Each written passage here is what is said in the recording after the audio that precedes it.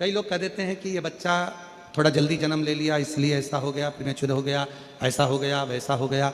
दवाइयाँ भी चलती हैं, इलाज भी चलता है, पर उसका कोई लाभ नहीं मिल पाता और वो बच्चा पलंग पर पड़ा रहता है, राल टपकती रहती है, बुद्धि काम नहीं करती। छोटे छोटे भले वो 20 साल का हो गया पर 8-10 साल के बच्चों जैसी उसमें विवेकता होती है, बुद्धि होती है। मेरा निवेदन है उन माताओं से, थोड़ी मेहनत आपको करना पड़ेगी। अष्टमी, नवमी, चतुर्दशी, ये 3 तिथियां ऐसी हैं, चतुर्दशी अमावस्या की भी और चतुर्दशी पूर्णिमा की।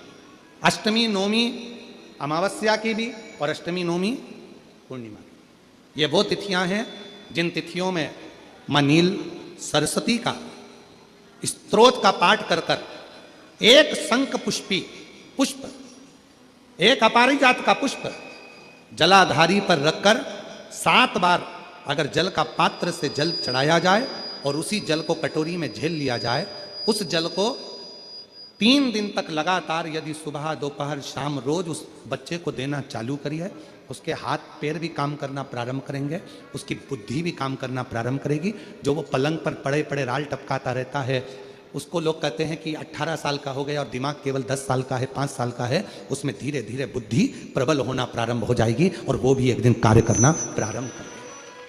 जिसको प्रीमेच्योर बच्चे भी कहते हैं। लोग कहते हैं ये बच्चा जल्दी हो गया था, ये बच्चा बीमार पड़ गया था, बचपन में इसको कोई इंजेक्शन ऐसा लग गया था, बचपन में ऐसा हो गया था, बचपन में वैसा हो गया था, गर्भाशय का जल उसके मुख में चले गया था, तो ये बच्चे की ऐसी गति हो रही है। उस बच्चे के लिए अगर आपके आसपास के क्षेत्र में भी कोई बच्चा ऐसा है तो उसको मां नील सरस्वती का स्मरण जरूर करें।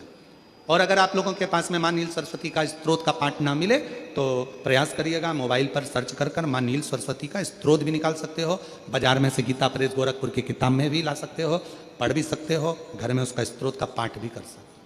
और कोई माताएं कह देती हैं, कोई बच्चा कह देता है मम्मी मुझे याद नहीं होता, याद करता हूं परीक्षा हॉल में जाकर भूल जाता हूं, मैं कुछ पढ़ता हूं बाद में जाके भूल जाता हूं, स्मरण में नहीं रहता। तो उनसे भी निवेदन है, आप मां नील पाठ नहीं पढ़ सकते, स्तोत्र नहीं कर सकते, संस्कृत में नहीं पढ़ सकते, तो मां नील सरस्वती के नाम से अष्टमी नवमी और चतुर्दशी के दिन एक शंख पुष्पी पुष्प को, नीला कलर का जो फूल होता है बेल में लगा होता है, जो शिव जी को अति प्रिय होता है, उस पुष्प को आप जलाधारी पर रख दीजिए। जलाधारी जानते हो ना सब लोग, शिवलिंग पर नहीं, जलाधारी पर रख दीजिए और जल चढ़ाना 7 बार प्रारंभ करिए। बाबा देव अधिदेव महादेव आपको याददाश्तता में प्रवर करेगा।